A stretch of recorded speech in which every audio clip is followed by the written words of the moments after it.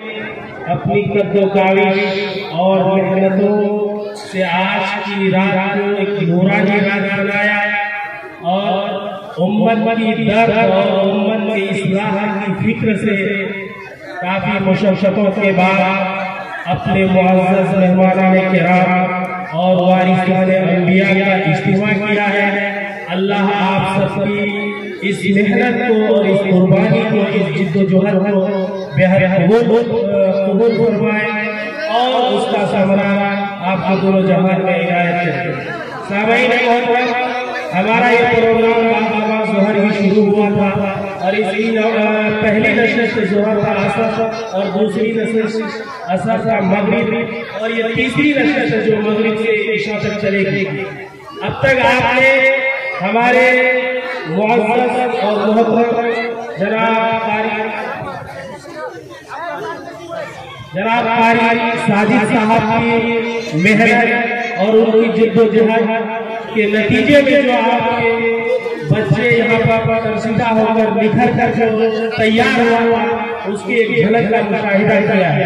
اب انشاءاللہ العزیز ہمارا یہ پروگرام اب اپنے اصل مقصد کی طرف گامزن ہوگا، کیونکہ ہمارے منتظرین جلسہ اپنے دن احباب کو مدعو کیا ہے اور جن کو بھی آپ نے یہ فراہم کیا اور ان سے گزارش کی ہے، اللہ کا کرم ہے، ان میں سے اکثر ہمارے جو مہمان ہیں مہمان خانے تک تشریف فرما ہو چکے ہیں۔ انشاءاللہ میں ان سب کی تفصیل سے آپ کو آگاہ کرتا رہوں گا اور جو اب تک نہیں آئے ہیں انشاءاللہ العزیز آپ کی خلوص کے نتیجے اور ثمرے میں بہت جلد ہمارے بیچ ہوں اور ہم سب کے روبرو ہوں گے اور ان سے مستفید ہوں گے۔ آئیے اس وقت جو ایک ایسی ہستی ہمیں میسر ہے اور ہمارے بیچ میں فرما بھی ہو چکی ہے، وہ ہے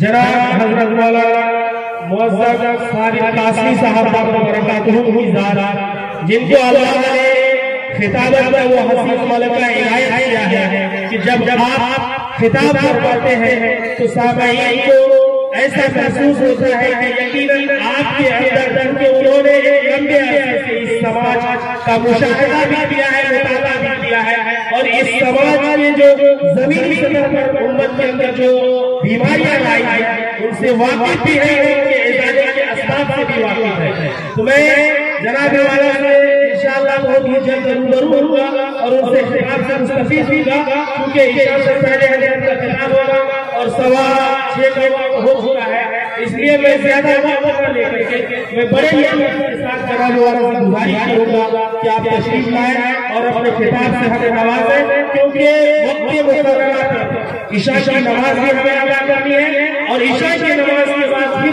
جو ہے مجلس کی چوتھی نشست کا باضابطہ آغاز ہوگا اور ہم سب انشاءاللہ العزیز جس محنت و مشقت کے ساتھ اس رات کو سجائے ہیں انشاءاللہ اسی قربانی کے جذبے سے قربانی دے کر اس رات کو اب ہم نے جو ہے کہ اپنے سعادت دارین کا ذریعہ بھی بنائیں گے۔ تو میں گزارش کروں گا حضرت والا سے کہ آپ تشریف لائیں اور اپنی کلمات عالیہ سے ہم سامعین کو نوازیں۔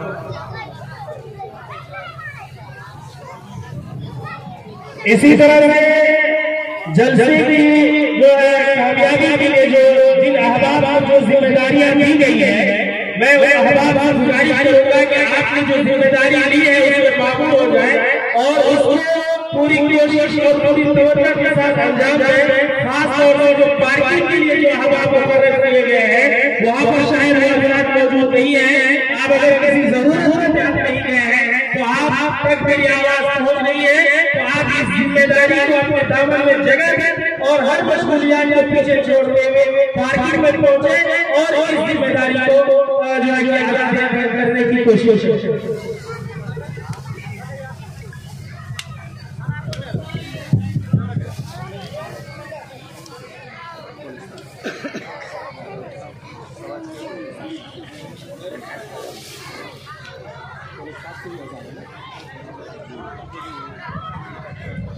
یہ مسجد سے کوئی کام ہے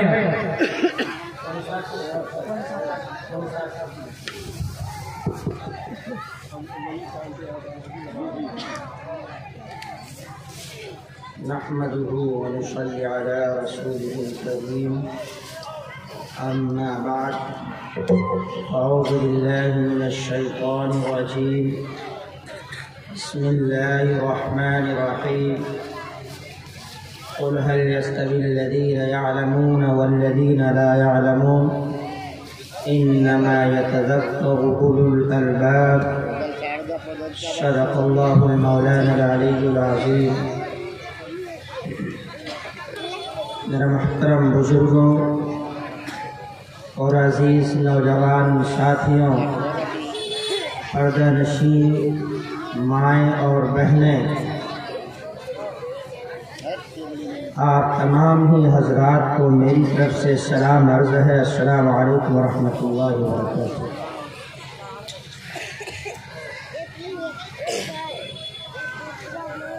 آپ کا یہ پروگرام بھارگاشی گاؤں کا یقیناً قابل مبارکباد اور بڑے ہمت و حوصلے کی بات ہے کہ اس کڑک سیت لہر سردی میں آپ لوگوں نے ایک پروگرام کرنے کا عزم کیا، ارادہ کیا، اور آج اس کو آپ بڑے آن بان شان کے ساتھ انجام دینے کے لیے اصل مقام پر آ پہنچے ہیں۔ ورنہ یہ مہینہ کوئی پروگرام کا مہینہ نہیں ہوتا ہے۔ ٹھنڈک کو نقصان دہ ثابت ہو جاتا ہے۔ خیر انتظام بہت بہتر ہے، یہاں نیچے پرال بھی ڈلا ہوا ہے، اوپر سے شامیانہ تو رہتا ہی ہے۔ آپ کے اس پروگرام کو کامیابی سے ہمکنار اللہ تعالیٰ کرے، اور اس پروگرام کا فیض علاقے کے لیے جاری اور ساری ہو، اور اس پروگرام کے ذریعے سے یہاں کے عوام، یہاں کے لوگوں کو زیادہ سے زیادہ فائدہ حاصل کرنے کی توفیق عطا فرمائے۔ آپ رات بھر جلسہ کر لیجیے، روزانہ جلسہ کر لیجیے، لیکن اگر آپ اس جلسے کی اہمیت اور اس کا مقصد دونوں کو پیش نظر نہیں رکھیں گے تو پھر جلسے کا کوئی نتیجہ سامنے نہیں آئے گا۔ ایک بات کہی جائے، اس پر عمل کر لیا جائے تو سمجھیے کہ کامیاب ہی کامیاب ہے۔ 1000 بات کہی جائے، کسی ایک بات پر بھی عمل نہ ہو، کوئی فائدہ یا کوئی اس سے جو ہے سماج کو نفع ہونے والا نہیں ہے۔ اس لیے آپ یہ ارادہ کر کے بیٹھے، ابھی تو جو بھی پروگرام ہوگا عشاء سے پہلے اصل جو علماء کرام ہیں، مقررین حضرات ہیں، وہ عشاء کے بعد آپ لوگوں کو اپنے بیانات کے ذریعے سے مستفید کریں گے۔ آپ حضرات کی خدمت میں حاضر ہو کر کے پند و نصائح کے ذریعے سے آپ کو نوازیں گے۔ آپ بغور سماعت فرما کر کے کچھ حاصل کرنے، اس پر عمل کرنے کی نیت سے بیٹھے، انشاءاللہ بڑا فائدہ ہوگا۔ میں نے آپ حضرات کے سامنے قرآن کریم کی ایک آیت کا ایک حصہ پڑھا ہے، اس کی روشنی میں ایک بات عرض کر کے بات ختم کر دوں گا، اس لیے کہ 6:45 اور 7:15 بجے اذان ہوگی، آدھا گھنٹہ کا سمے ہے، زیادہ لمبی چوڑی بات کرنا نہیں ہے۔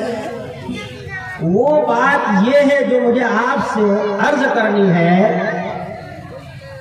ہمارا سماج آج ترقی کیوں نہیں کر رہا ہے؟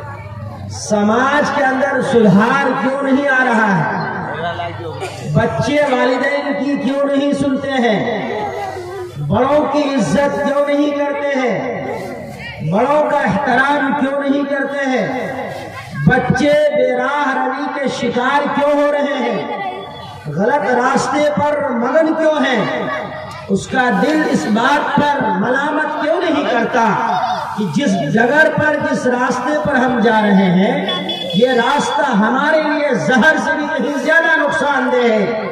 یہ راستہ ہمارے لیے ہماری زندگی کو خوفناک بنانے والی ہے۔ یہ سمجھتا کیوں نہیں؟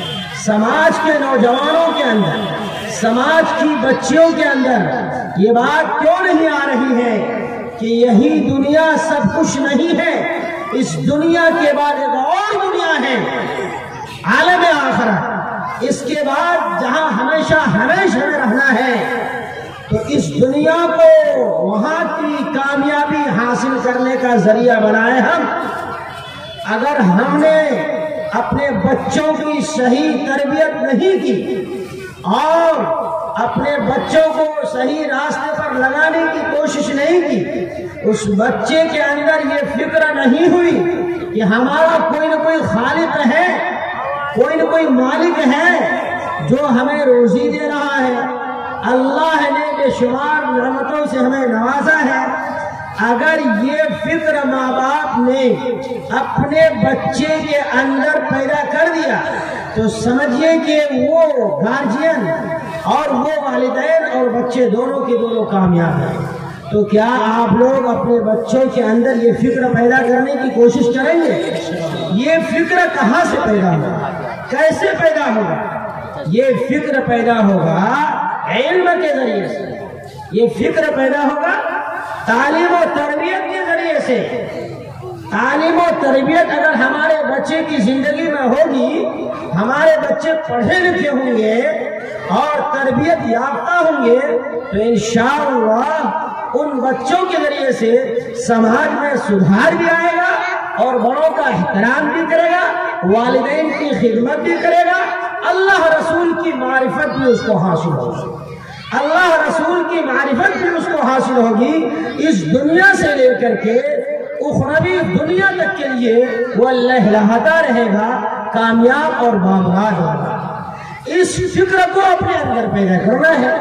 اللہ تبارک و تعالی نبی اکرم صلی اللہ علیہ وسلم سے مخاطب ہو کے فرما رہے ہیں، اے نبی کریم صلی اللہ علیہ وسلم، آپ ہمارا یہ پیغام اپنے واسطے سے امت تک پہنچا دیجئے اور بتا دیجئے کہ کیا اہل علم پڑھے لکھے لوگ اور غیر اہل علم جو پڑھے لکھے نہیں ہیں، کیا دونوں برابر ہو سکتے ہیں؟ کیا دونوں کا درجہ ایک ہو سکتا ہے؟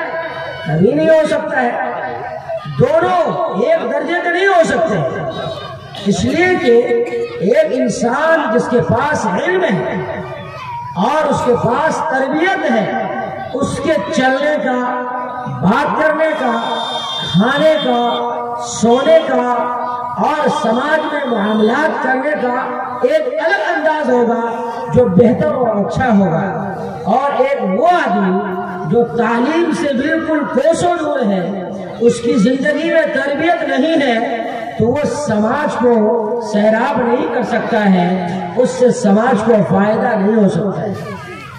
آج ہم لوگ کیا کرتے ہیں؟ ہمارے بچے 8 سال کے، 10 سال کے، 12 سال کے، 15 سال کے، 20 سال کے ہو گئے ہیں، ہم اپنے بچوں کو دلی، پنجاب، ہریانہ، لدھیانہ بھیج دیتے ہیں، کمپنی میں، فیکٹری میں کام کرنے کے لیے بھیج دیتے ہیں، پیٹ میں بھوک بہت لگ رہی ہے اس لیے بھیج دیتے ہیں۔ میرے عزیز دوستوں اور بزرگوں، روزی کا مالک تو خدا ہے، ان اللہ هو الرزاق ذو القوت المتین، وہ بڑی طاقت والی ذات ہے، زبردست ہے، اور وہ ایسی ذات ہے کہ جو زمین میں رینگنے والے کیڑے مکوڑے ہیں وہ انہیں بھی روزی دیتے ہیں۔ وما من دابۃ فی الارض الا علی اللہ رزقها، اللہ تبارک و تعالیٰ نے روزی کا وعدہ رکھا ہے، روزی کے مالک تو خدا ہے۔ آپ اس بات سے سمجھیں کہ جس انسان کے پاس اولاد نہیں ہے، کیا اس کو کھانا خوراک ملتا ہے کہ نہیں ملتا ہے؟ کیا وہ اپنی زندگی گزارتے ہیں کہ نہیں گزارتے ہیں؟ کیا وہ بھوکے مر جاتے ہیں؟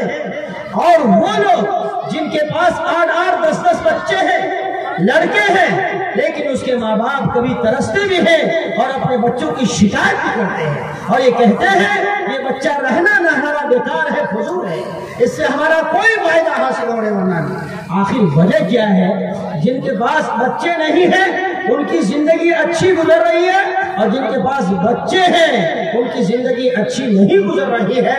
اس کی وجہ کیا ہے؟ اس کا کارن کیا ہے، آپ کو اس کا سروے کرنا ہوگا، سوچنا ہوگا، سمجھنا ہوگا، بہت سنجیدگی کے ساتھ اپنے آپ سے سمجھوتا کرنا ہوگا۔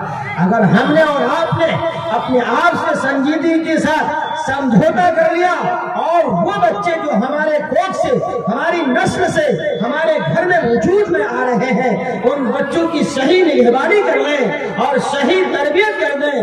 سب سے پہلی درسگاہ جو ماں کا گود ہے، اور اس کے بعد جو گاؤں کا مکتب ہے، پھر رفتہ رفتہ جو مدرسہ ہے، اور آگے بڑھتے چلے جاتے ہیں۔ آپ ان راستوں پر اس کو چلانے کی کوشش کریں، اکابرین علماء کرام بزرگان دین کے سائے میں رکھنے کی کوشش کریں، ان کے پاس اٹھنے بیٹھنے کی تعلیم و تربیت دیں۔ انشاءاللہ وہ بچے آپ کی خدمت بھی کریں گے، آپ کے مرنے کے بعد آپ کے لیے دعا خیر بھی کریں گے۔ اللہ تبارک و تعالیٰ کے لاڈلے حبیب محمد عربی صلی اللہ علیہ وسلم نے فرمایا، جب انسان دنیا سے چلا جاتا ہے، اذا مات الانسان انقطع عنہ عملہ، جب انسان دنیا سے روانہ ہونے لگتا ہے، اس کی روح پرواز کر جاتی ہے، تو پھر اس کے سارے اعمال بند ہو جاتے ہیں، کوئی عمل اس کو نہیں پہنچتا، نہ اس کو خدمت کی ضرورت ہے، نہ کپڑے کی ضرورت ہے، نہ دوا کی ضرورت ہے، نہ پیسے کی ضرورت ہے، نہ بستر کی ضرورت ہے، کسی چیز کی ضرورت نہیں ہے، اور کچھ اس کے پاس نہیں پہنچتا ہے۔ لیکن تین چیزیں ایسی ہیں، اللہ بثلاث، تین چیز ایسی ہے کہ اگر وہ انسان اس دنیا سے چلے جائے، ان کے جانے کے بعد بھی اس کا اجر و ثواب ان کو ملتا ہے، اس کا اجر و ثواب ان کو ملتا ہے۔ ان تین چیزوں میں سے ایک چیز یہ ہے کہ وہ اپنے بچوں کی صحیح تربیت کرے، اپنے بچوں کو نیک بنائے، صالح بنائے، دیندار بنائے، متقی بنائے، پرہیزگار بنائے۔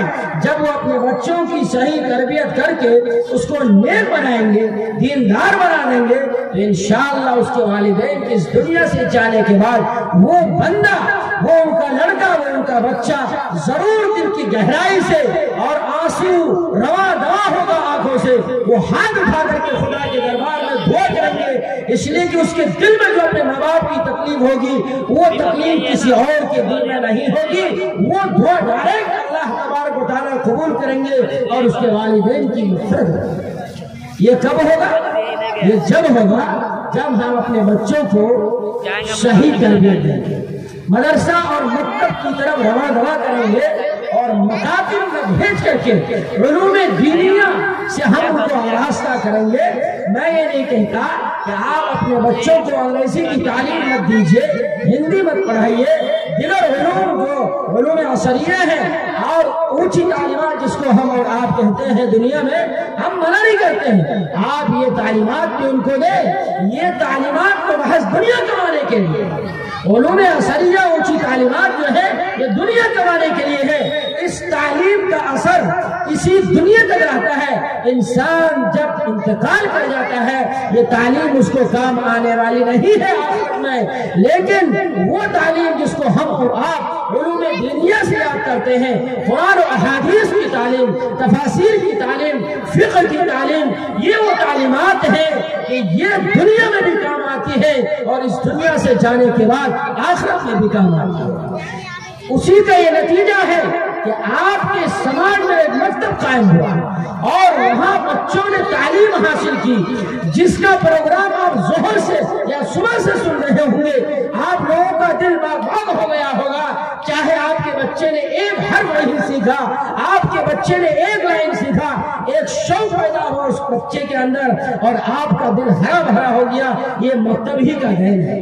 یہ حافظ محمد ساجد سلیمہ کی قربانی اور جفاکشی ہے کہ انہوں نے آپ کے سماج میں رہ کر کے، باہر کی زندگی کو چھوڑ کر کے، مال و دولت کو چھوڑ کر کے، انہوں نے یہ نہیں سوچا کہ اگر ہم بنگلور پکڑ لیں گے تو وہاں پر 20 سے 25 ہزار روپے کما لیں گے، دلی پکڑ لیں گے تو وہاں بہت پیسے کما لیں گے۔ انہوں نے اپنے سماج کی فکر کی، اپنے سماج میں رہ کر کے انہوں نے 2 روپے 1 روپے کے ذریعے سے آپ کے بچے بچوں کو تعلیم دینے کی کوشش کی ہے۔ آپ ایسے لوگوں کی قدر کیجئے، ان کا احترام کیجئے، ان کی عزت کیجئے، آپ کے بچوں کے اندر تعلیم آئے گی اور بشاشت دلی کے ساتھ آپ ان سے ملیے، ان کی کمی کوتاہی کو آپ درگزر کیجئے اور مکتب کے نظام کو مضبوط بنائیے، بہتر سے بہتر بنائیے۔ جہاں کہیں ضرورت محسوس ہو رہی ہے تعاون کرنے کی، وہاں پیچھے نہ رہے، آگے بڑھے اور کندھے سے کندھے ملا کر کے اس مکتب کو مضبوط کرنے کی کوشش کریں۔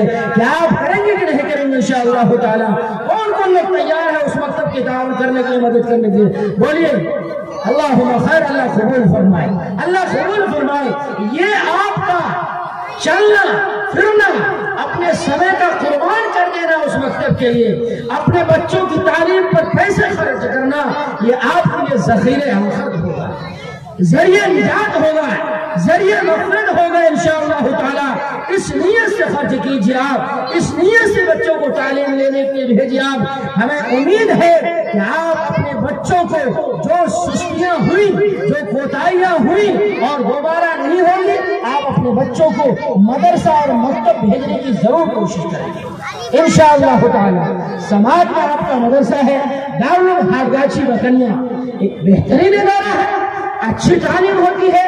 جناب حافظ نور کوثر صاحب رحیمی بہتر انداز میں نظام کو لے کر چل رہے ہیں۔ آپ لوگوں کو چاہیے اس مدرسے کے ہاتھ اور پیر بنے، آپ اس کے معاون بنے، مخالف نہ بنے۔ آپ اس مدرسے کو پروان چڑھانے کے لیے جہاں تک کی جو محنتیں کرنے کی ضرورت پڑے آپ آگے رہیے اور اس ادارے کو مضبوط بنانے کی کوشش کیجیے۔ ہمیں امید ہے کہ آپ لوگ تن من دھن کے ساتھ، اپنی جان اور مال کے ساتھ اس کام کو انجام دینے کی کوشش کریں گے انشاءاللہ۔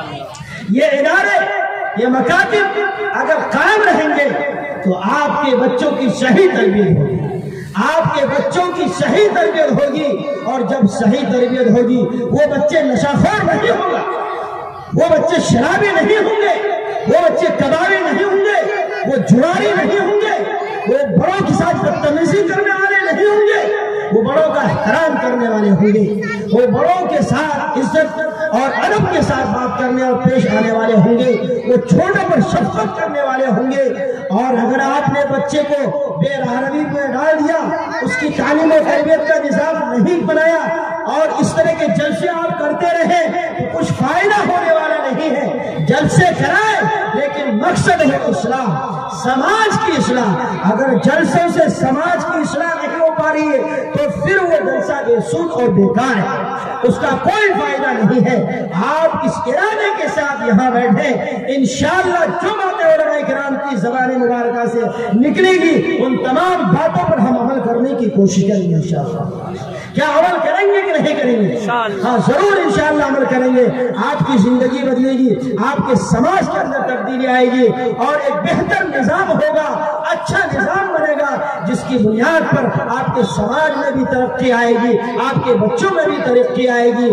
اس لیے کہ اللہ تبارک و تعالیٰ کا فرمان ہے کہ پڑھے لکھے لوگ اور غیر پڑھے لکھے، ان پڑھ، جاہل اور اہل علم دونوں برابر نہیں ہو سکتے، دونوں برابر نہیں ہو سکتے۔ اللہ تبارک و تعالیٰ کے لاڈلے حبیب محمد عربی صلی اللہ علیہ وسلم کی جو بعثت ہوئی تھی وہ اسی مقصد کے لیے معلم بنا کر کے بھیجا گیا تھا، معلم بنا کر بھیجا گیا تھا، لوگوں کو درس دینے کے لیے، امت کو تعلیم دینے کے لیے، امت کی تزکیہ کے لیے اور ان کی تربیت کے لیے۔ تو حضور اکرم صلی اللہ علیہ وسلم کی بعثت ہم سبوں کے لیے ایک بہت بڑا انعام تھا۔ اللہ تبارک و تعالیٰ نے ان کے ذریعے سے پوری امت کی اصلاح کی۔ ہمیں چاہیے کہ ہمارے سماج میں جو معلم ہیں ہم ان کا احترام کریں، اور معلم کو چاہیے کہ وہ سنجیدہ مزاج ہو، وہ سنجیدہ مزاج ہو۔ معلم کے، مدرس کے، پڑھانے والے ٹیچر کے اخلاق اونچے ہونے چاہیے، بڑے اونچے اخلاق ہونے چاہیے، نرم دل ہونا چاہیے۔ اللہ تبارک و تعالیٰ فرماتے ہیں الرحمن علم القرآن، وہ رحمان ہے جس نے قرآن کی تعلیم دی ہے۔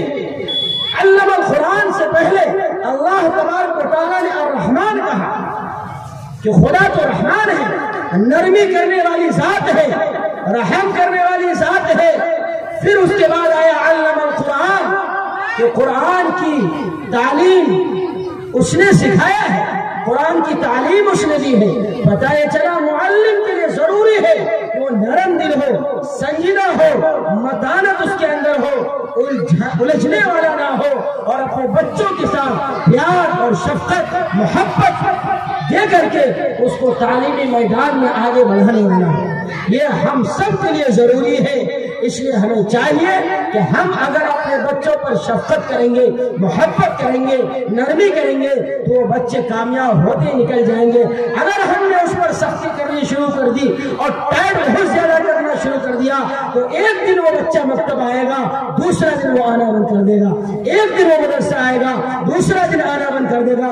اس لیے ہماری ذمہ داری بنتی ہے مکاتب میں، مدارس میں جو بچے آتے ہیں ان کے ساتھ ہم نرمی کا معاملہ کریں، سمجھوتا کا معاملہ کریں، شفقت اور محبت کا معاملہ کریں۔ یہ ہم تمام اساتذہ کے لیے، معلموں اور ٹیچروں کے لیے بہت ضروری ہے۔ یہ ہماری خصلت ہونی چاہیے۔ ہمیں اونچے اخلاق پر فائز ہو کر کے صحیح تعلیم دینے کی امانت داری کے ساتھ جو ہے اپنے آپ کو پیش کرنا چاہیے۔ ہمیں امید ہے کہ ہم سب لوگ اپنے بچوں کو علوم عصریہ اور علوم دینیہ دونوں تعلیم سے آراستہ کرنے کی کوشش کریں گے۔ سب سے پہلے اپنے بچوں کو علوم دینیہ سے آراستہ کریں۔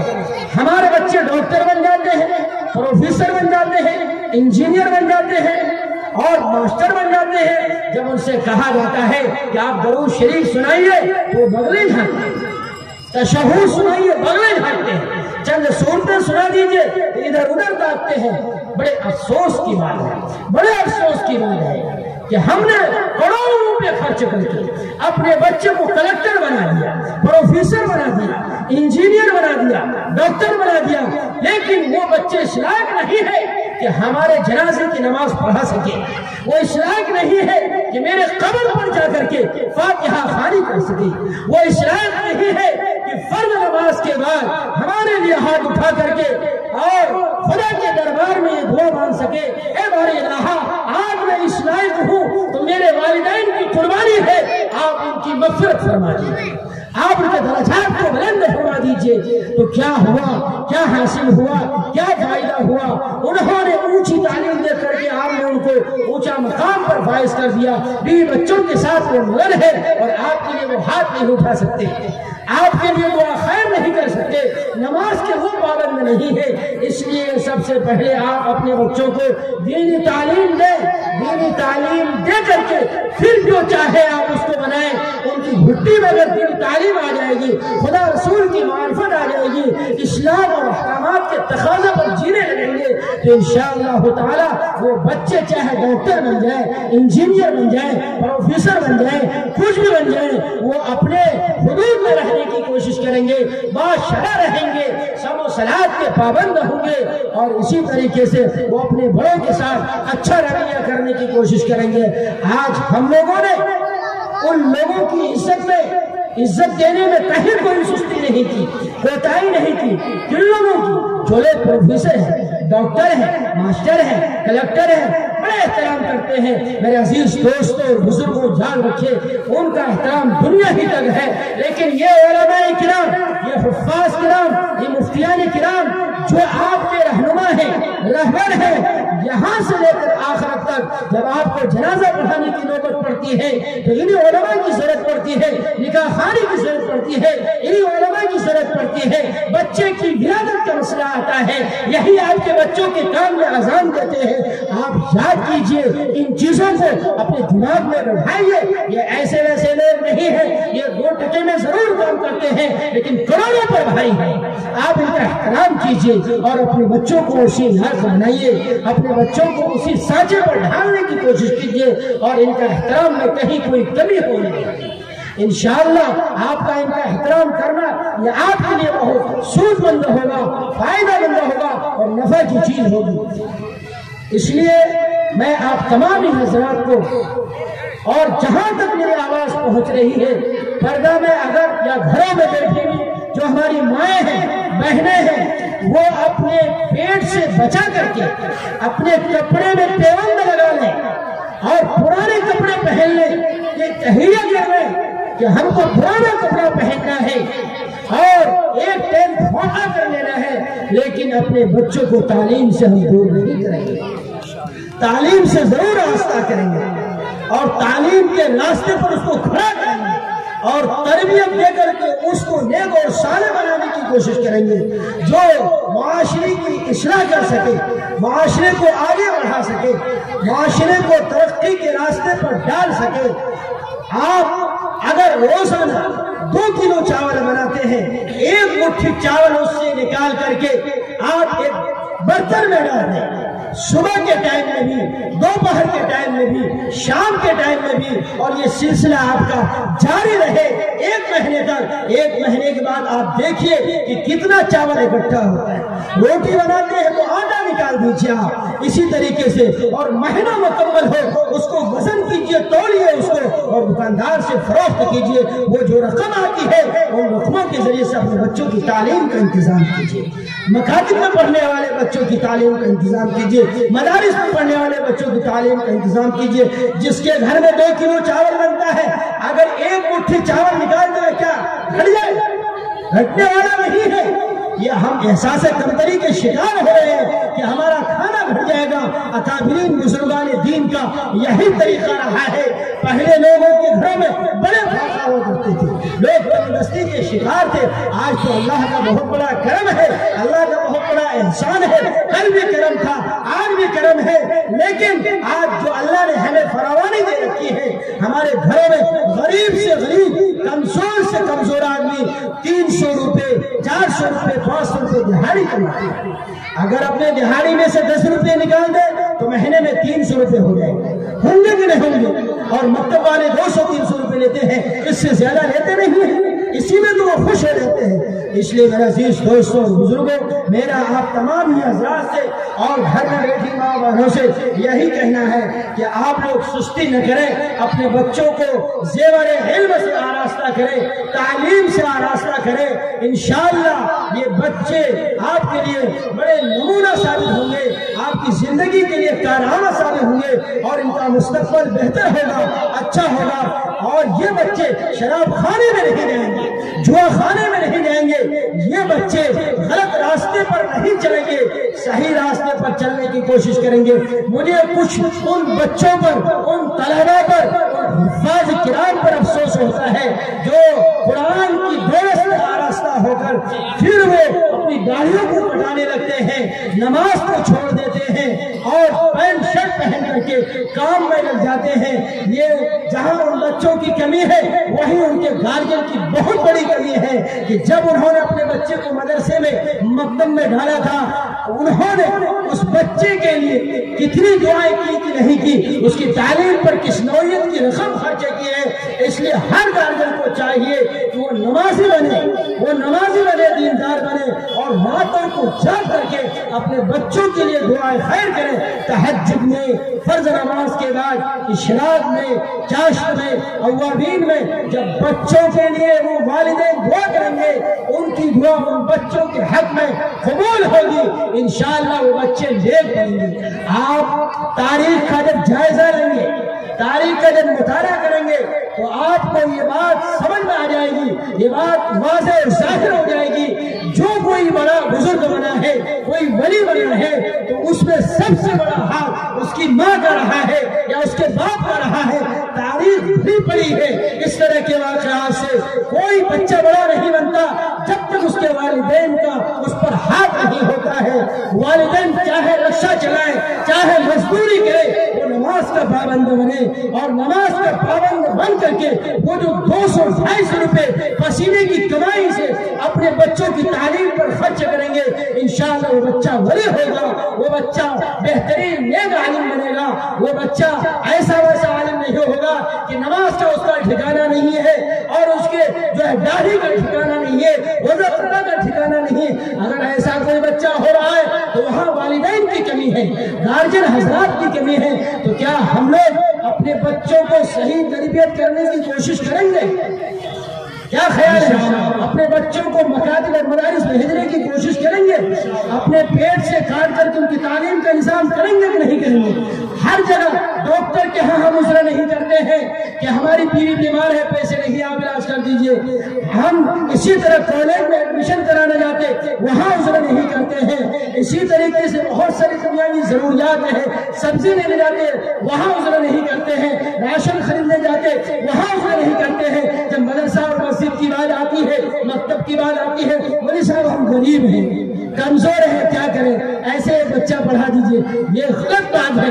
दीन को आपने हकीर समझा है, इसको आपने कमतर समझ लिया है, जिसकी बुनियाद पर आप भी तरक्की नहीं कर पा रहे हैं। और वो बच्चे ज़कात फितरा और सदक़े के पैसे से पढ़ा बढ़ा और खाया पिया पढ़ा, जिसकी बुनियाद पर वो उम्मत की फिक्र नहीं ले पा रहा है और वो उसकी इस्लाह के दर पे नहीं है और वो अच्छे इंसान नहीं बन पा रहे हैं। हमें उम्मीद है हम अपने बच्चों को पसीने के पैसे से पढ़ाने की, उसकी तरबियत करने की कोशिश करेंगे, उलमाए किराम का एहतराम करेंगे। अल्लाह हमें और आपको कहानी सुनने से ज्यादा अमल करने की तौफीक अता फरमाए। दुनिया में आप देख लीजिए, जो भी कोई आदमी बड़ा हुआ है वो इल्म के जरिए से बड़ा हुआ है, न माल दौलत के जरिए से, न जमीन जायदाद के जरिए से, न शादो शौकत के जरिए से। इसलिए अगर किसी को कोई मुकाम मिला है वो इल्म की बुनियाद पर मिला है। इसलिए हमें चाहिए कि हम अपने बच्चों को उलूम से आरास्ता करें, हाँ वो उलूम दीनिया हो या वो उलूम असरिया हो, दोनों इल्म से हम आरास्ता करेंगे। लेकिन पहला कदम जो हमारा होगा वो उलूम दीनिया के रास्ते पर होगा और उसके बाद फिर बच्चे को दूसरे रास्ते पर डालने की कोशिश करेंगे। इन्हीं चंद रातों पर मैं अपनी बात को खत्म करता हूँ, इसलिए कि हमारा समय पूरा हो गया है, अब अजान भी होने वाली है। अल्लाह हमें और आपको कहानी सुनने से ज्यादा अमल की तौफीक अता फरमाए। रब्बना तक़ब्बल मिन्ना इन्नका अंतस समीउल अलीम व तुब अलैना इन्नका अंतत तव्वाबुर रहीम व आखिरु दअवाना अल्हम्दुलिल्लाहि रब्बिल आलमीन। दोस्तों, आप देख रहे हैं NB मीडिया यूट्यूब चैनल। इस तरह का वीडियोस आपको मिलता रहेगा। लाइक और सब्सक्राइब जरूर कर लेना और इस वीडियोस को अपने दोस्तों में शेयर जरूर करना। फिर मिलते हैं एक और अच्छी वीडियोस लेकर, तब तक इजाजत दीजिए। अस्सलाम वालेकुम, खुदा हाफिज।